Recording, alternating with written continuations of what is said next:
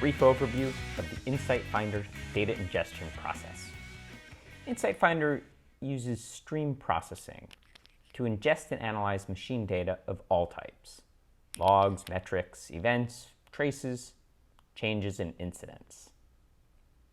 Unlike alternatives, InsightFinder doesn't take samples and discard the rest because only InsightFinder was architected to operate at web scale using unsupervised multivariate machine learning.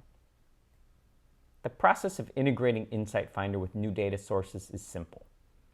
In this video, we'll integrate InsightFinder with AWS CloudWatch and see confirmation in about a minute that data streaming into InsightFinder for anomaly detection, incident prediction, and automated root cause analysis. Step 1. Select the data source, in this case CloudWatch. Step 2. Configure the data source. In this case, we'll select the instances to monitor and the metrics to ingest. Finally, Step 3. Create an InsightFinder project associated with your new data source.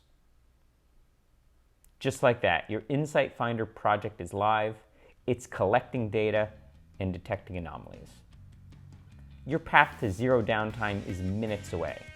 InsightFinder is the easiest way to turn machine data into insights and insights into action.